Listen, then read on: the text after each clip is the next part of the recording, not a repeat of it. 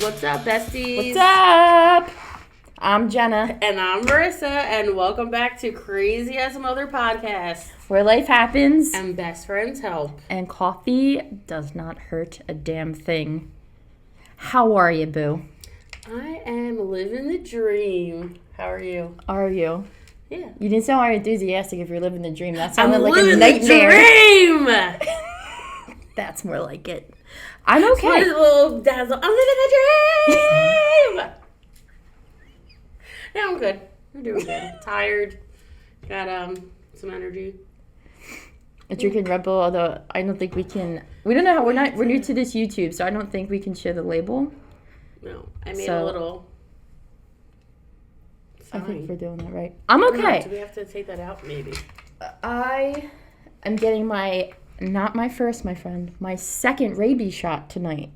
Oh no. Wait, do you want to do your thing, and then I'll tell you the story why? Because I'm going to use it as my moment. We're just getting right in there. We're like... I know, because I really want to tell the story. All right. We're going to fast forward. Moments. Okay, so this past Monday night, I don't have wait, do we have a title? Can we title this? My story? Yeah, it's title on the fly. Do it live. What's up, batch? I don't know. I'm not good with on the fly. I'm not. What's up, batch? This is why I don't title anything. I don't want to tell the story anymore. No, I can't wait. I've been so excited to hear the story. Okay. All right. So last Monday night, I woke up to pee, like 2, 3 in the morning, and I have really bad vision. So I got up and I thought I caught something out of the corner of my eye, but I wasn't sure because I didn't have my glasses on. So I went up to the bathroom and I came back and I still kind of seen whatever I thought I saw in the corner. I'm like, what the fuck? So I put my glasses on, and just as I'm putting my glasses on, a freaking bat takes off from corner A to corner B in my bedroom, and I'm like, it's like one of those things. Inside your house? Inside my bedroom. Inside my bedroom, I'm sleeping, Justin's sleeping. Dalton is sleeping on the dog bed, which is a story for another day, but he's sleeping there, and the bat just flies from corner to corner, and it's like one of those things you were like, no way, like no shot. Like I thought it was maybe like a bird. Wait, I was gonna say, did you know it was a bat, or did you think it was maybe? Yeah, I thought maybe it was like a bird, and I was like, but then you start hearing, I can't do the bat noise, but you can't. It's like something like that. It's just, it makes different noises. Yo, I got you ain't Batman because that was the worst bat call. So I was like, oh my god, it's a bat. So I threw the blanket over my head. I'm not going to be able to get this out. I can't stop seeing your face. Shut up. Okay. Alright, I'm going to get serious now. I'm serious. So I threw the blanket over my head, Mm-hmm. trying to like comprehend what just happened. And I was like, Justin. And he's like very miserable to wake up. He's like, what? On like the 4th Justin. I'm like, there's a bat. Like as if the bat, like the sonar is going to make him attack me. I'm like, there's a bat. He just wrong. Like, there's a bat. So he looks up, sees the bat, and just on instinct, like a vampire is sitting up, sees the bat, takes his blanket, flings his body back with the blanket over his head.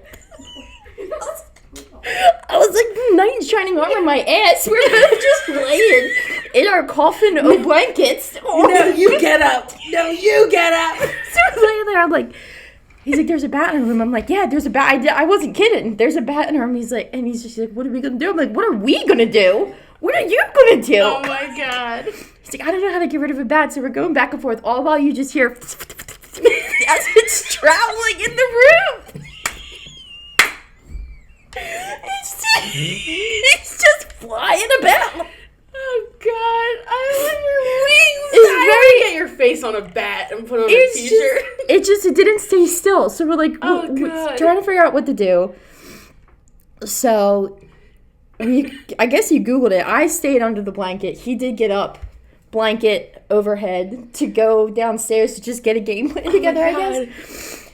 So he comes this back whole up. time you're in bed too? Yeah, I'm in bed under the blanket. Okay. I gotta be honest, I was trying to center my phone in a way that I could record this whole thing going down, but I couldn't deal without exposing too much of my flesh, and I didn't want to get bit. Oh my God. So it didn't work out too well. But so he comes back upstairs. He's in, he has jeans on and a sweatshirt. And unbeknownst to me at the time, because I didn't see him till later get unchanged, he had 3 pairs of pants on. He had 3 shirts on, like, layered. Like, because he came on, like, what are you doing? He's like, he could bite me. And I'm like, valid point. I'm not the one getting up, so I couldn't really criticize too hard. So we tried opening all the windows, covered Dalton in a blanket, so he didn't get bit. Did he sleep through all this too? Slept through the whole thing. Oh my God. The whole fucking thing. So he gets a yardstick, and it, our windows have, like, those slide up and down shades, so all you have to do is push up. But at the top of, like, where it connects to the window pane, there's probably it's probably like a 2-inch or 3-inch depth before you hit the window, like the glass. So it gets itself behind the shade, and we tried getting it with a yardstick, and it just made it mad. We would poke it, and I'm not going to do the noise again, but it would keep doing that noise. That's how we knew we were in the right window shade. Oh my God. So at first he didn't want to open the windows, because if there's more of this bat situation, we didn't want any more coming in. So we lifted it up, and eventually I'm like, do you have to take a screen out? So we took a screen out, and we're like freaking whacking it, and it's not, but we're just pissing it off. It's just like, it's just making noise. I'm laughing. Oh, at this point, Justin has a rainbow tail wrapped around his head, just enough to see the eyes, but it was like literally all rainbow colored, so like it looked like the Taliban, or like the Taliban, because it was rainbow. So he like could barely see out of it. I was wetting myself. I'm like, I can't believe we're up at 2:30 in the morning getting a bat out of our bedroom. So to kind of jump forward a little bit, it didn't work. The yardstick didn't work. So I want to say before I keep going, the bat lived, and we got it out to a tree. So let me just say that. But for a good 40 minutes, we tried to get it out a window, and we just couldn't get it out a window. So he goes, I got an idea. So he goes downstairs, comes back up with a shop vac, our shop vac that you used to clean outside. He did. And like I said, it lived. We didn't know what to do. So we wound up sucking it up in the big tube, and it's just, you heard it. You heard once the suction hit the bat, and that did make me feel a little bad, because it was like, it felt like a rumble. It felt like when you like suck up like a bead or something on a vacuum, like that kind of like noise. So you heard it. So we knew we got the bat. That was good. But then it lived. We opened the tub, and it was alive. And the next morning we put it to a tree. So the bat lived. But it was a very long night. And the bat lives. So I called the pediatrician the other day. I don't remember exactly what day it was. And I was calling to see, because I don't know if Dalton ever got a rabies shot. Because Justin, like on our past episode, we talked about anxiety. Me and Justin can match each other's anxiety. Mm. So he was freaking out. Like, what if we got bit in our sleep and we didn't know? Do bats really bite, though? They can bite if they feel like they're cornered, or like a defense, like any other animal. Because I know, like, at my old house, we used to have bats, like, all the time flying in the backyard. And And me and my dad would, like, we would just, like, have a fire and have a few beers bats? And, like... Hang out with the bats? There's... Yeah, well, so they didn't, like, fly near us. Yeah, I guess, because, I mean, it was close. I mean, I want to say it flew within, like, a 3-foot radius, but at one point it swooped. It swooped low, a little too low that I was a little uncomfortable. So, long story short. Either way, yeah. Yeah, long story short, the pediatrician, no to the rabies. I didn't know, because you get so many vaccines, I honestly didn't know if rabies was one of them. Mm-hmm. So, but she said we had to go to the ER just to be safe to get, I don't know the name, but I called it the Plan B. So it's pretty much like, it's like that emergency one you take just in case. Like, the sooner the better to take it. Mm-hmm. God forbid you got bit. I really don't think we got bit. And I was looking up, bats have a 1 in 10 chance of actually having rabies. So, okay. It's not like they just have a bad rap. Yeah, bats they just get a bad rap, Yeah. So we were on our way today for our second, it's a 4-shot series. So the first one is 2 shots.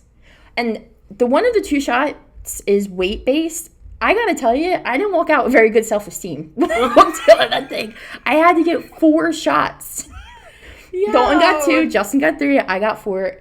Because this ain't just Mama, this is Big Mama. Big Mama needed 4 shots. So it was not fun. I give you kudos for that. I wouldn't have thought that deep. Maybe I would have. I don't know. Anxiety would do it to you. Honestly, Justin's the one that called me work, and he's like, what if we got bit? And I'm like, oh, great. Now I think we got bit. I didn't even think the thought until you called me. Then you start foaming at the mouth. You're like, we did get bit! So so the first one was like the medicine. We got that. And then the second one we had to get was like part 1 of the 4-shot series. So we did that. Oh, and then Dalton has to go, which was, he almost kicked a nurse in the face. It was awful. I felt so bad. Because they don't feel good. It doesn't, I will say, it goes into your muscle. It doesn't feel great.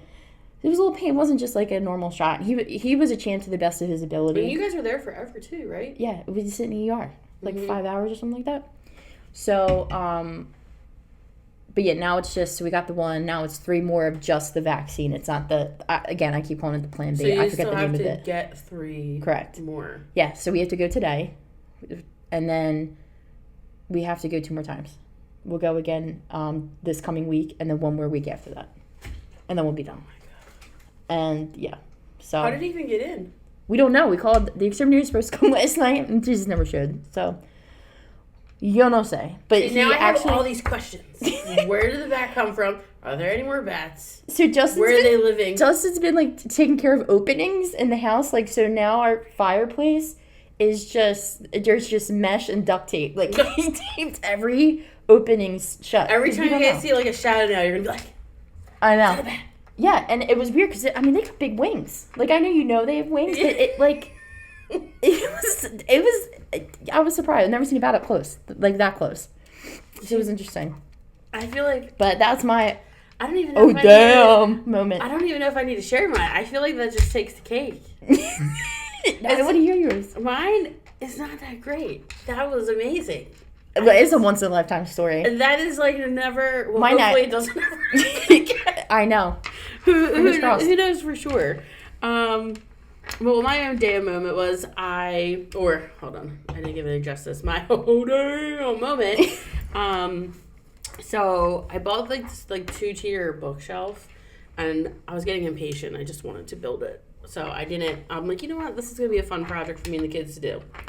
Girl power. I don't know why I thought it would be fun. So we're building it, and then Finnegan comes, and he's like slamming all the pieces around. Then he's like trying to slide on them, and I'm like on the board pieces? Yes. Yeah, like surfboards? Yeah. So whatever. They're having fun. And I get it's 2 bookshelves. It's taller than me. I'm like 5'8", 5'9". So it's taller than me. I think it's actually taller than Mike. It's a really big one. So it's like 2 individual bookshelves I had to build, and then you build them together. Anyway, as I'm building it, as you can see from these nails, I'm like, my actual fingernails, YouTube, if you can see them. So I'm trying to hold a nail, and I'm trying to hammer the nail. Can't tell you how many times I hammer my finger. 1. Then, have you ever had a Charlie horse? Yes. Before? Have you ever had one in your hand? No. I've never had one in my hand. I'm holding the nail. My fingers are like, and I'm like, what is happening?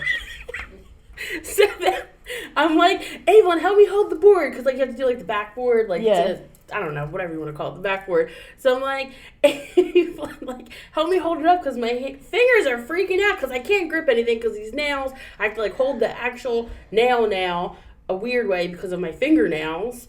And I'm gonna have to fix this, Mom. But hold up, we're gonna have to do something. These things keep falling off. So anyway, as I'm in the process of doing that, Finn comes up to help me, which I thought was help. And Aylon's holding it. I go like this, and as I go to hammer it, the nail on, he takes a handful of the nails, throws them in my face, and I'm like, ah! And I went, ah! And I hit my finger with the hammer, and there's fireworks and nails, and I'm like, ah! And I was just like, I just had it, everyone go away. And then Finn goes, and I'm like, so monkey or cute. Ginger demon. But that was it. It got built, and it looks nice. It and does now look it's nice. all set up in my dining room / homework room / playroom. You've made Rosie the Riveter proud. But that was my oh damn moment. Don't ever build a bookshelf when you need your nails done, because you're going to get Charlie horse in your fingers. and you're gonna almost break your finger with a hammer. Yeah, at this point, I don't even know how you're wiping yourself. I mean, because they are reaching. Yo, you said I had nails this long. Hold on, you had nails this long. Don't even deny it. And wiping was a bitch. So like I don't know. I can still wipe. I gotta get a, what is it? The duvet. A duvet. Oh, the thing that sprays the booty. Yeah. I don't know how I feel about it. I thought about getting one, but I don't know. I just feel like it'd be a weird feeling. I'd have to get used to it just shoots on. Well, I wasn't even being perverted. I know, but you're just like, it's like. It's like a. That's how it does when it spits the water up there. It goes. Shut up. I hear There we go. We're saving that for an episode. We're gonna get one. We should do that. We should do like reviews. A new segment? Yeah. That's a good idea, actually. Like every now and then we'll tell us what you guys think about that. We'll add reviews every now and then. We'll buy some like stuff. The days at the top of this. If you is it a bidet? It should be called a bidet. A bidet. Bidet. It's a bidet. They could have done bidet. I feel like that would have been a little more fitting. It's a booty. But if anyone has one, let us know. Because I don't know. I don't know if I... Well, wash your booty. Wash your booty. Yeah, show them how to wipe it now. That was good. I don't know what's happening this episode. We're too much today. Now I feel like to talk about our topic is a hard transition. Yeah, but it is. It's okay. Maybe it'll be a little bit later, though. So I know we try to talk about a topic every episode that's like kind of like heavy on the week, and this one for both of us is a tough one. Just a few days ago, it'll be 8 months since my dad passed away. 2 days, right?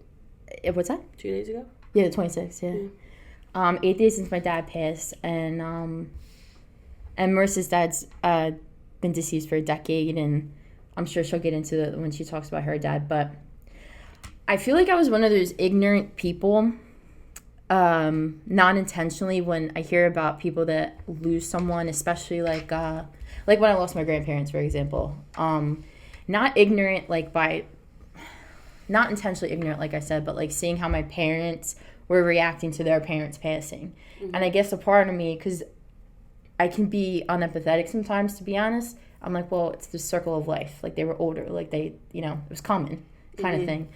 And I wasn't particularly, like extra close to either of my grandparents, so that probably didn't help a lot. But once my dad died, I literally just remember thinking, and still do think, like, how do people just walk around every day? Like, how... Like, for me, there's some days that I just want to walk around and be like, don't you know my dad is dead? Like, why are you acting like this? Or, like, why are you saying this? Why isn't your world stopping the way my world has stopped? Yeah. And a lot of those thoughts came up this past week, just struggling big time. My dad, I know every girl's dad's great. My dad was extra great. And in my eyes, he takes the cake of every dad. We were, like, really, really... We were really close. We were a lot alike, so we did butt heads sometimes, but we equally wanted to make sure we made up to each other because we never liked when the other one was mad at each other. And, my dad was a Philly cop, and I call him Serpico because he's not one of the cops. I know you hear so much crap in the news about, crooked police work and all this stuff, and he wasn't like that. And he would go down swinging to defend his honor over defending the department.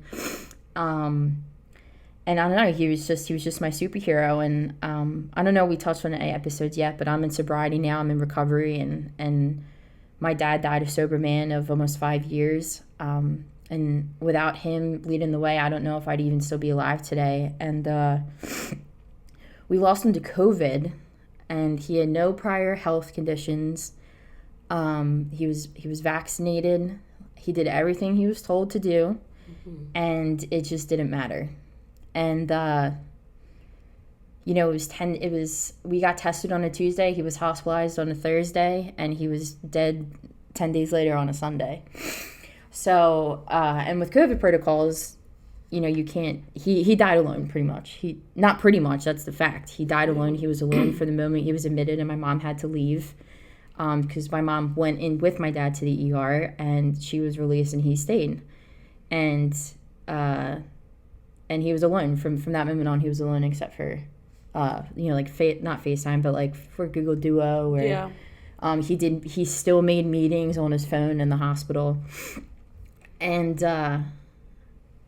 so and I'm one of 7, so while it's amazing because I'm one of 7 people who know the exact pain I'm trying to, like, I could never, like, even still, like, verbally put out of how I feel. Like, there's other people, like, know exactly how I'm feeling, losing our dad. But I do think it's hard too, because we're all kind of at different points of where we are with it, and I just feel like I'm so stuck. And I think what I'm falsely believing is, like, there's going to be a time where I never feel stuck. Like, I know that the healing is going to continue, and things will get better, but it's just, like, I'm at this point in my grief where it's, like, all I can think about, like, my kids are turning 3. We're having their birthday party. My son is starting his first day of school that my parents were there for bright and early last year when he went into kindergarten for, like, his first real school. And my mind's still stuck on the stuff that's, like, he won't be here. And, of course, I think to give a little, like, to cut a little slack for myself and to others, we're still in the first year. Yeah. So we're still hitting on the new first and stuff. But, yeah, I don't know. My dad, he's just amazing. He was the best. And, he didn't have it. Not that there's a great way for a superhero to die, but for the life that he lived and the example he set, it's just devastating to think that that's how he left. Yeah. And I look forward to the days that come where there's not so much blame, or there's not so much feeling of guilt and stuff. Are you holding on to a lot of guilt? Yeah, I have a lot of guilt.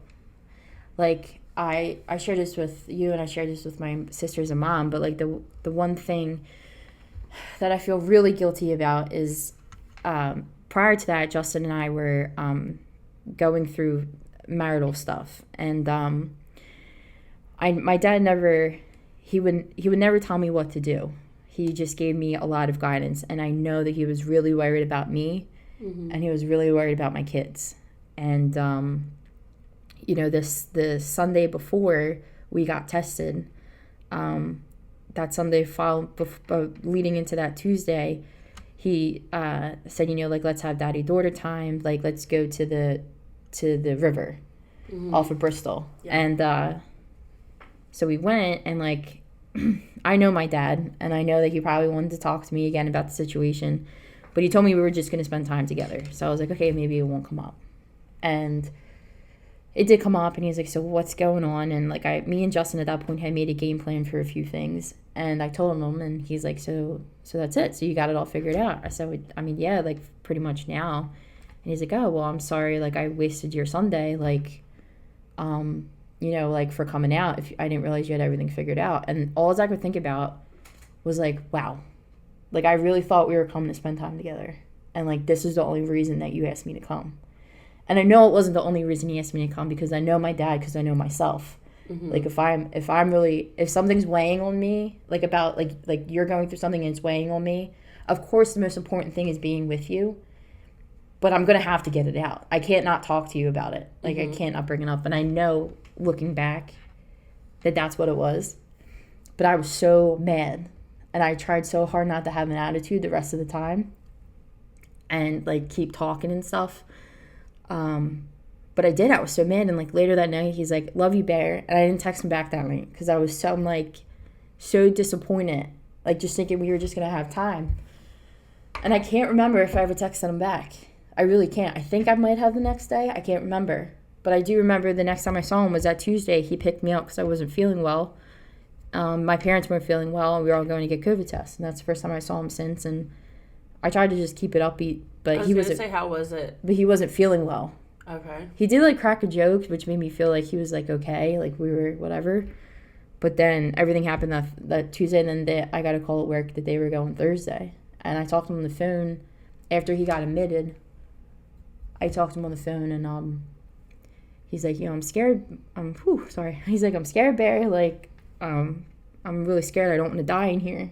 I'm like, Dad, you're not going to die. Like, there's no other health problems. Like, you're going to be fine. And I don't know. Like, the one thing my dad always tells us is, like, he's like, I'll help you no matter what. Just always tell the truth. And like, I know I couldn't have known. There's no way I would have known. But it's just like, I'm really sorry I lied to you, Dad. Like, that kind of stuff. It just really, it's just the stuff. Some days it doesn't bother me as much. Some days it does. And I'm just so mad that I got an attitude. Like, I'm so mad that I had an attitude with him the rest of the day when we were together. Because I'm like, why didn't he just cared. All he did was he cared. He didn't tell me what to do. He was never like, I think you should do this. He's like, so what's the plan? Are you going to be okay? The kid's going to be okay. And I get on my high horse, and I'm stubborn. And I'm like, well, because it didn't go to my plan for the day, I was pissed. So it's just hard. It's hard to move on, and it's hard seeing my mom go losing my dad, because they, life wasn't easy. But they were, like, true best friends, and they even, like, food shop together, like, everything. And you really just want to take the pain away from to take the pain away for myself and for other people, especially, like, my mom and my younger brother, who has really stepped up to the plate to keep things running smooth. But, I don't know. Like I said, I think with grief, it really threw me through a loop, because I was absentmindedly so ignorant. Because I couldn't relate to it, and I didn't. Like, there's no way. You don't know until you go through it. Yeah. Really. I'm glad I had you, because... There's no guilt to hold on to that either. And even, like, my advice would be just take it, obviously, day by day, but as far as the guilt, like, he knows you love him. Yeah, I know. He knows that you loved him, and I would just try to, like, literally, like, write it down and, like, lay it on a fire. Everything that you would want to say to him that you wish he said.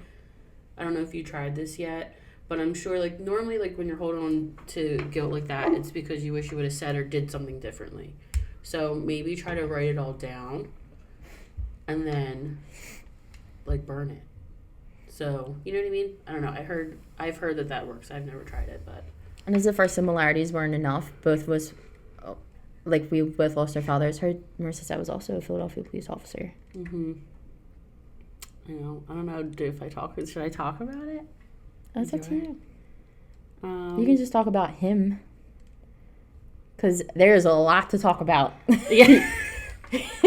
He's such a big personality. I wanted to comment, too, with you saying, like, you struggle and seeing your mom, which, by the way, she's a guest. She's a guest viewer. She's a guest viewer today. It's in the background. One of the hardest things for me losing my dad was watching my mom go through that, because the same, like, my parents they were high school sweethearts. They were together since high school. And I felt like when I lost my dad, I don't know why this is going to choke me up a little bit, I lost my mom, too. Like, I do not like to cry, especially in front of people. So, hold on, guys. But that was very hard just to watch my mom. And, like, this past July has been 10 years, and it's still very, very, very hard for my mom. She's still struggling, and she still has a lot of bad days. And I feel like it's just extremely difficult, because, I mean, at least for me, I feel like I try to, like, I want everyone to be happy. That's kind of just, like, who I am. I try to be, like, the positive Patty, and, like, always look on the bright side of life, and just, no matter how hard the situation is, I try to find the positive out of it. And to just watch my mom be so broken at times is very, very difficult, because I know what she wants, I can't give her. So just learning how to be there. But I feel like as far as my story, I think we should save that for another episode. But, well, what, if you don't mind me asking, like, going through, like, such a loss, is there, if there is anything, like, what is it altered about, like, your life, or, like, maybe, like, your perception, or, like, your attitude? I feel like for me, just, like, life is too short, obviously. My dad was 48, and he was killed by a drunk driver. So I obviously support drinking and driving. Yeah. And I don't know, just like life is too short. Just live in the moment, like enjoy your life, be present, try your best no matter what you're going through to be present. And I think with more recently, with really working on myself in the past year, just like our fathers they're not here anymore. So to actually just like to live, like enjoy your life. You're still here in this moment living, so actually live it. Because in all reality, they like your dad doesn't want you to be sad. My dad doesn't want me to be sad. They don't want us to be sad.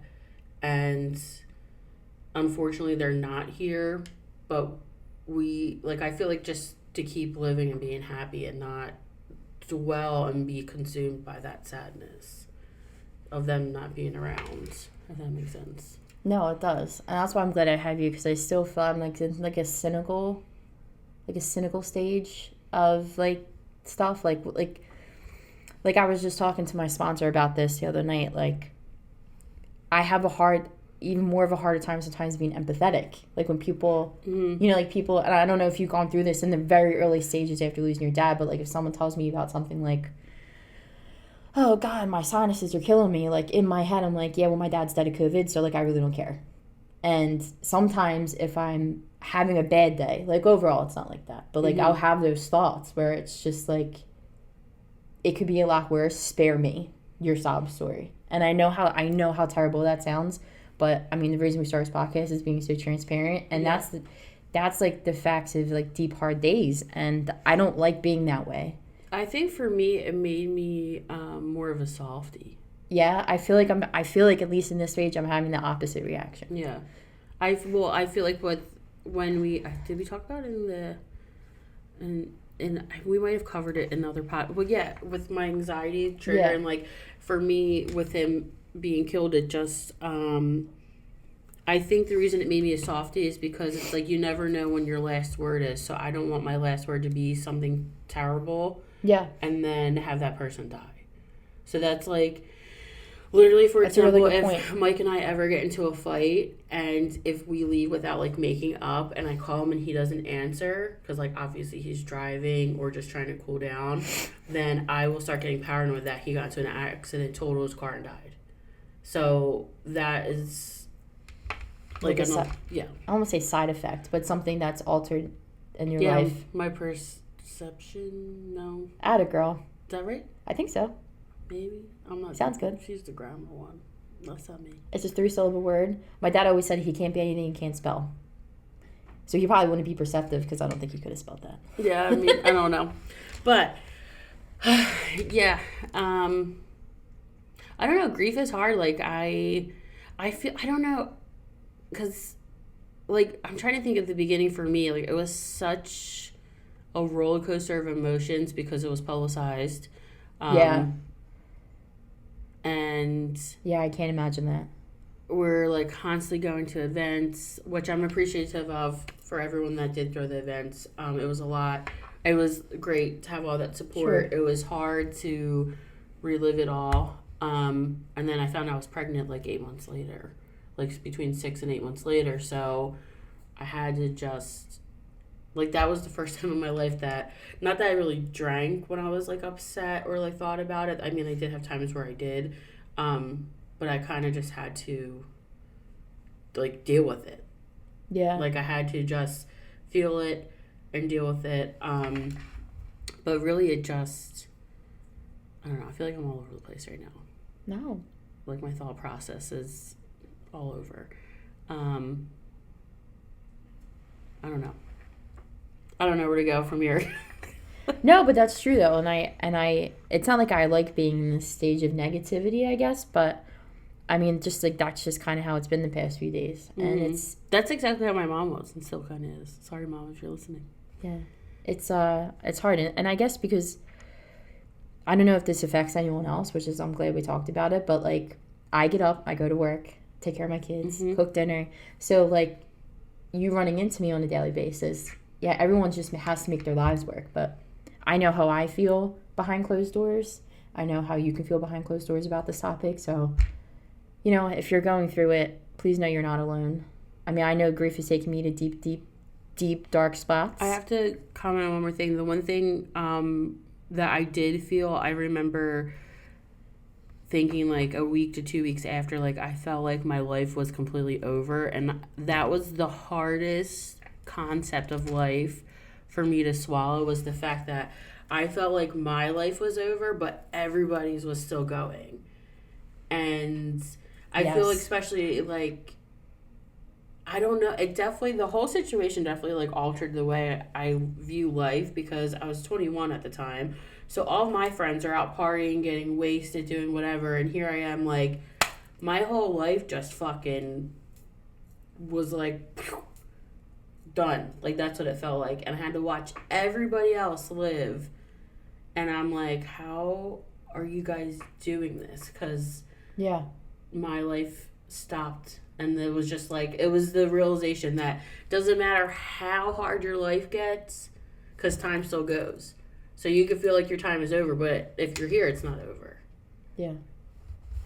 So I went to out on that too, because that's a really good description of it. That's really how it feels. Yeah. I remember being at work, like, because I was still doing hair, and they're like, they're like, are you going to come back to work? And I'm like, I don't want to come back to work, but I did, because that's who I am. So I literally took a week off and I went right back to work. And I just remember like sitting at work and like everyone's talking about like vacations and this and that, and I'm like, how are you guys living? How are you so happy? Like, my life is over. Yeah. And it's not such a terrible like feeling. Life, and I feel like for people experiencing grief, that is like one of the hardest concepts to accept. And I do understand too, because though, like, when people sometimes, I guess, you know what, more I'm thinking about it, I did think that way too. Like, if people would like start complaining, I would think like life could be worse. But then I also still had my soft side of where like, I don't want to be rude because God forbid something happens to them. Yeah. So it was like, I don't know, it just was like cluster F of emotions. Yeah. Well, that's the attitude I want to strive toward. Even though I have to respect the process, which I'm trying to find the balance of respect the process and make sure that I'm putting an effort into it. Everyone grieves differently, and the way you're grieving isn't wrong. Now, if you're going like postal, something like that, like, okay, that's wrong. That's where we draw the line. Yeah, like too far. Need to be drawn into some like extent, but there's no right or wrong way to grieve. There's no time limit. There's no time frame. And just have grace with yourself. Like, your life is forever altered, and you're going to have your good days and you're going to have your bad days. Yeah. Just like if you were still here, you would still have your good and bad days. Right, that doesn't change. But now, since he was like your rock, and I mean, I feel like our dads were the same for both of us. Like, they're the rock of the family, the one that everyone turned to, the one person, like, no disrespect to my mom, but like, we would turn to my dad for advice, and as long as he said it was okay, then it was okay. Yeah, it was okay. Nothing's gonna go wrong, and even if it did go wrong, well, Dad said it's gonna be okay, so we're gonna be able to figure it out. Yes. So like, that was another thing that was very hard to learn too. Like, just who to turn to now, like who I turn to, and eventually you'll turn to yourself. Yeah. When you get there, I feel like. But I think the takeaway of all this too, like you said, is that you have to live. So how we choose to live, no matter what happens, is on us. Yep. And as easy as it is to blame a loss, which of course it factors in, it's ultimately our choice how we move forward. And I'm glad we talked about it, because I definitely want to move in a better direction. I agree. And love you, Dad. I love you, B-Lo. Love you both, Pops. I hope you're enjoying this podcast. All right, before we get to our dad jokes, which is the best part, what are you grateful for? I'm grateful for you being my bestie and just always being there for me. I'm grateful for my family, as always. I always say family. And I'm grateful for this moment to really, I know I didn't speak that much on it, but there'll definitely be a part 2, 3 of this, I feel like. Yeah. And just being able to be open and transparent. It's very hard. Especially, I would guess the hardest thing for me with grief is just really opening up about it and being transparent. Because it's like once you do that, you have to feel those emotions. Yeah. So I'm thankful for this moment to attempt to do that. I don't think I did the best job. And to be supportive of others that are going through any type of loss. Yeah. And know that we're here for if you want to talk. What about you, Boo? Well, I just saw now that I'm grateful for my dad. And I'm on top of that, not more so, I'm grateful for the family he created. I know, you guys are a boss family. He created 7 very, very, very different individual siblings. But, I don't know, it kind of works out how we all kind of have a little bit of what the other person needs at times. So I'm grateful for that. Grateful that my mom got to be here. My mom and my niece are in the background. Sorry, Scoot. And I am grateful for I wasn't here. I'm grateful for my kids. And specifically, I just want to shout out my big guy because he's just doing such a boss job at trying to take, trying to balance attention. You have 4 kids, so I know you know. With all the kids, it's tough, and you can tell by how he's acting that he's feeling it, and he's just trying to take it in stride. And I love him so much; he's the best. So I'm just so proud of him, and I'm really, really grateful to have him. And I miss him. I can't wait to see him later on, once I go pick him up. So I'm feeling very grateful after that conversation. And now I'm feeling like a softie. Now you're gonna be feeling like a softie. Oh, I just want to give hugs to everybody. I know. I'm gonna go home and hug my babies. All right, before we go and hug our babies, you going first? Or you want me to go first? I don't know. What do you want to do? Should I go first? I feel like I've been going first every time. Yeah, might as well go first. Best part of the seg, dad jokes. So. Oh, God. I got to do a little stretch on it. Do you know if a pig loses its voice, does it become disgruntled? Does it? That is the dumbest I've ever heard. Can I do a third one? Because I have it written down anyway. Go ahead. All right. It's so stupid. What do you call a bundle of hay in church? What do you call a bundle of hay in church? What? Christian Bale.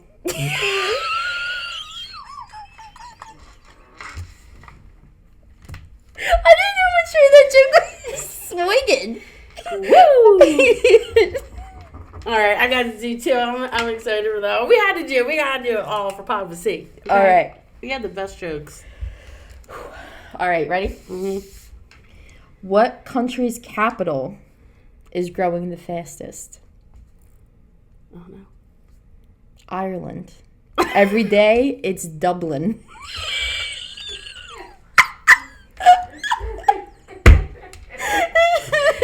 Oh my God, I thought you were just saying Ireland because it's like the land. I don't know what that is. That is Dublin.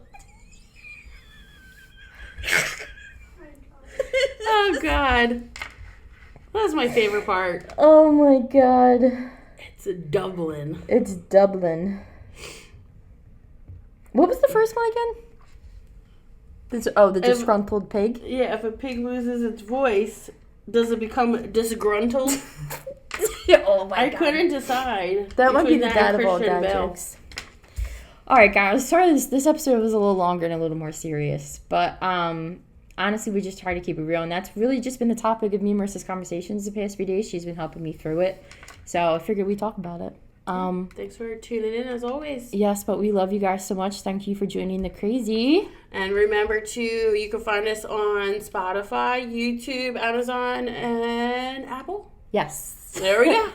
And Instagram and TikTok, follow Crazy as a Mother Pod. I know I said before, but we're working on the TikToks. We'll get there. Bear with us. And neither of us are very good at it, but we're getting to it. And we love you guys. Thanks for tuning into the crazy. We'll see you next time. Bye.